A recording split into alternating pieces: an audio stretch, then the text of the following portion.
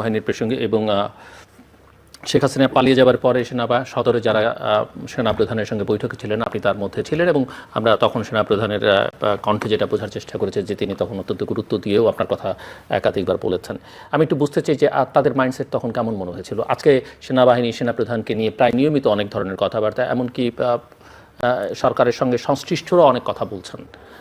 আপনি তো মানে বডি ল্যাঙ্গুয়েজ সব মিলিয়ে আমি আপনাকে একটা কথা বলি, আমাদেরকে প্রত্যেকটা জিনিস পার্সপেক্টিভ অনুযায়ী দেখতে হবে। আমাদের যে সেনা প্রধান আছে ওনার একটা ঐতিহাসিক রোল ছিল এই গণ অভ্যুত্থানের পক্ষে, এটা কারো তুচ্ছতাচ্ছিল্য করা উচিত না। উনি কিন্তু করা হচ্ছে তো না, হচ্ছে, আমি উচিত না বলছি, হচ্ছে তারা, এটা তো ভাই সব জায়গায় তো মবক্রাসি চলতেছে। এখন আপনার এটা বুঝতে হবে যে উনি শেখ হাসিনার নিয়োজিত সেনা প্রধান ছিলেন, উনি শেখ হাসিনার আত্মীয় ছিলেন। উনি এরকম একটা সময়, এখন আপনার মানুষের অবদানকে ছোট করার জন্য নানান কথা বলা হয়, আপনার ক্ষেত্রে হয়, আমার ক্ষেত্রে হয়, যে যারে বলতেছে সবাই সবার গালি দিচ্ছে, সবাই সবাইকে দোষ দিচ্ছে। ইউনূস স্যারের অবদান ছোট করছে না, উনি কি করেছে জুলাই গণঅভ্যুত্থান এসব প্রশ্ন তোলা হয় না, আপনার প্রশ্ন তোলা হয় না, আমার প্রশ্ন তোলা হয় না, আপনি নাকি ভারতের দালাল, আমি ভারতের দালাল, সবই তো বলা হচ্ছে। এই যে সামগ্রিক আক্রমণ প্রক্রিয়া, এই আক্রমণটা সম্ভবত ওনার ক্ষেত্রে আসতো না, যেহেতু উনি একটুখানি ওপেন আপ করেছে, কিছু কিছু ব্যাপার কথা বলা শুরু করেছে, তাহলে এই সুযোগটা থাকতো না। আমি ব্যক্তিগতভাবে আপনাকে বলি, এটা আমার ব্যক্তিগত অভিমত, আমি কাছের থেকে দেখে আমার কাছে মনে হয়েছে এই গণ অভ্যুত্থানের প্রতি ওনার প্রচণ্ড শ্রদ্ধাবোধ আছে। ওনার সাথে যখন আমার কথা হয় উনি বারবার দুইটা কথা বলেন। হ্যাঁ, এখন ধরেন আপনি বলতে পারেন আচ্ছা সেনাপ্রধান এগুলি বলতে পারেন নাকি, ভাই এরকম একটা প্রায় বিপ্লব গণ অভ্যুত্থানের পরে মানুষের আর ডিফাইন্ড রোল থাকে না, অনেকের ডিফাইন তারা তো একার্থে স্টেকহোল্ডার, কারণ তারা যদি সমর্থন না রাখে বা তারা যদি অন্য কোনো ভূমিকা যায় সরকার রাখে, তো উনারাও তো একদম আনস্টেবল হয়ে যায়। এক্স্যাক্টলি, উনারা যে সেনাবাহিনী যে রোলটা রেখেছে, সেনাপ্রধান যে রোলটা রেখেছে, উনারাও তো গণ অভ্যুত্থানের একটা কম্পোনেন্টে পরিণত হয়েছে দেরিতে হলেও।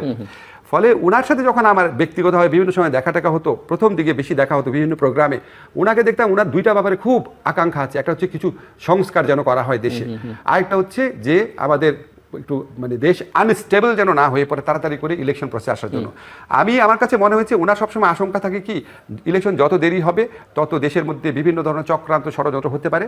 আরেকটা কথা উনি সবসময় বলতেন, উনি আর্মিকে বেশি দিন বাইরে রাখতে চান না, সম্ভবত 1/11 এক্সপিরিয়েন্সের কারণে, যে আর্মির মধ্যে সিভিলিয়ান ভাইস ঢুকে যেতে পারে। আমি ফ্র্যাঙ্কলি আপনাকে বললাম, তো আমার কাছে ওনাকে যেভাবে পোট্রে করা হয় কিছু কিছু মাধ্যমে, আমার কাছে মনে হয় অবিচার করা হয় এবং উস্কানিমূলক বক্তব্য দেওয়া হয়। এবং আপনি যেটা বলছেন, তবে আপনাকে এটাও বলে রাখি, আমি এটাও বলে রাখি with due respect to Waqar ভাই, উনি আপনার এই যে ইনক্লুসিভ ইলেকশন এই ধরনের কথা যদি উনি না বলে, এটা ভালো, কারণ উনি না বললে ভালো, কিন্তু যখন আপনারা পরিষ্কার করে বলেন না, তখন অ্যাজ এ স্টেক হোল্ডার তিনি যদি বলেন, কারণ তারও এখানে স্টেক আছে, তার সশস্ত্র বাহিনীর স্টেক আছে, এবং উনি যেহেতু লিড করছেন বলতে পারেন। তবে হয় কি আপনার, কারণ আমরা তো ঠিক 2007 এটা যা দেখেছি সেই হিসেবে ওনারা তো প্র্যাকটিক্যালি কিছুই বলছেন না, করছেন না। জি, আমি বলি আপনাকে, বলতে পারেন। ধরেন আপনার অগাস্টের মাসে প্রথম দু এক সপ্তাহ তখন যদি বলতেন, এখনকার রোলটা তো ডিফাইন, তখন বললে তো মনে হতো যে উনি প্রভাব বিস্তার করবার চেষ্টা করছেন। কিন্তু এখন যেহেতু সমাজের নানা মহল থেকে নানা রকমের প্রশ্ন উঠছে, রাজনৈতিক দলগুলো থেকে নানান কথা উঠছে, ইভেন আমি তো পলিটিক্যাল পার্টিগুলোকে এটা নিয়ে খুব বেশি আমি আপনাকে বলি, ধরেন পৃথিবীতে কে ভালো কাজ করছে, কে ঠিক করছে, কে বেঠিক করছে, এটা তো আমার কথায় নির্ণীত হবে না।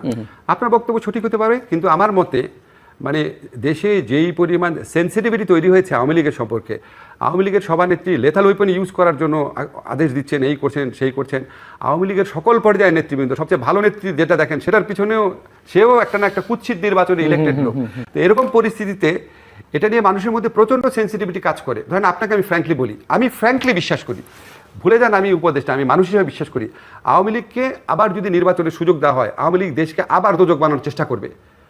তার কাছে এত টাকা আছে এবং তার মধ্যে কোনো রিমোর্স নাই, সে যেটা করেছে এই জুলাই হত্যাকাণ্ড, এটা কোনো রিমোর্স নাই।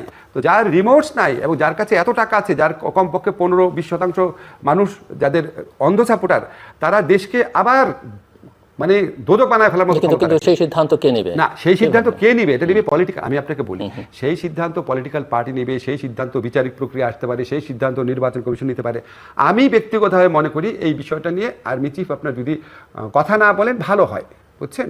ওনার এই বিষয়ে কথা বলে উনি নিজেকে এক্সপোজ করে দিচ্ছেন, কারণ এই আকাঙ্ক্ষার বিপক্ষে বহু ইলেকশনের কথা তো প্রায় সবাই বলছে, মানে একটা স্ট্যান্ডার্ড ইলেকশন মানেই তো ইনক্লুসিভ ইলেকশন, ইভেন জাতিসংঘ বলছে। জি, জাতিসংঘ বলেছে, জাতিসংঘ ইনক্লুসিভ ইলেকশন বলে নাই জিল্লুর, জাতিসংঘ বলেছে দল নিষিদ্ধ করার বিপক্ষে। আমি আপনাকে দুটো জিনিস ক্লিয়ার করি, জাতিসংঘের রিপোর্টে ইনক্লুসিভ ইলেকশন বলে নাই, জাতিসংঘের রিপোর্টে বলেছে দল যেন নিষিদ্ধ করা না হয়।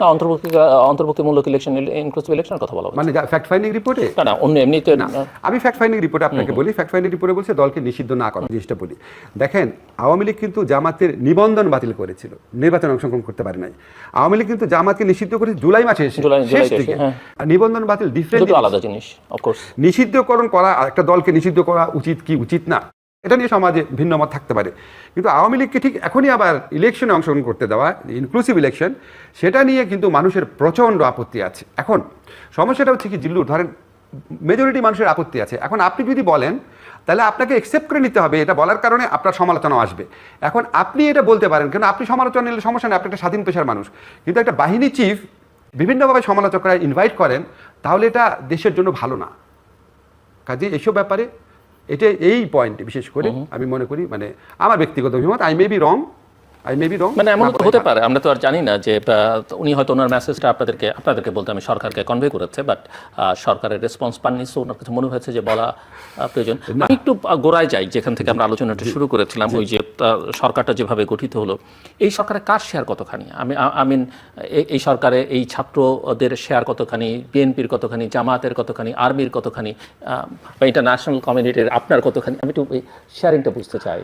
শেয়ারিং তো কিসের শেয়ারিং না, কার ওদের থেকে যেটা শুনেছি, ধরেন মানে এখানে কারা ডোমিনেট করছে? আচ্ছা, যেই 50% আমি জানতামই না উপদেষ্টা যারা হয়েছে, আমি ছাত্রদের থেকে যেটা শুনেছি, তারা বিএনপির মতামত নিয়েছে, তারা মতামত নেয় একটা, আরেকটা হচ্ছে না, তারা নিজেরা লিস্ট করেছে, আমি আপনাকে নাম বলতে পারবো না এখানে, বিকজ এটা বলা শোভনীয় হবে না।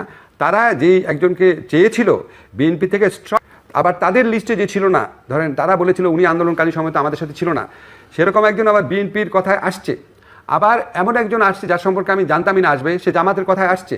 সো ছাত্ররা নিজের ইচ্ছা সবকিছু ডিসাইড করে না।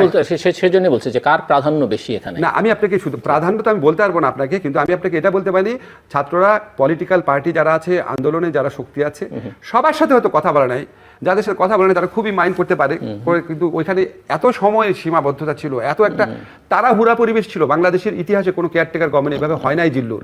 আমরা জানতাম একটা কেয়ারটেকার গভর্নমেন্ট হবে, সবাই আলোচনা করে টোরে, লোকজন ঠিকঠাক করে প্রস্তুতি নিয়ে, ফলে এটার মধ্যে কিছু তাড়াহুড়া থাকতে পারে, কিন্তু আমার তাদের ইন্টেনশন নিয়ে আমার কোনো প্রশ্ন নাই।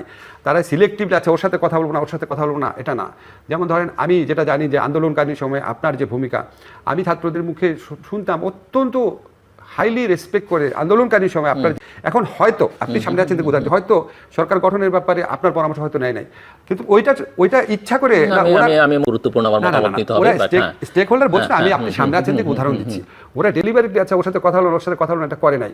আর আমার সাথে যে কথাগুলো বলেছে, আমি আপনাকে বারবার বলতেছি, ধরেন 50%-এর ব্যাপারে আমি কোনো ধারণাই ছিল না, এবং আমিও যাদের নাম প্রপোজ করেছি সেখানে 60% তারা আমার প্রপোজালে 3 রকম রিয়াকশন দেখিয়েছে।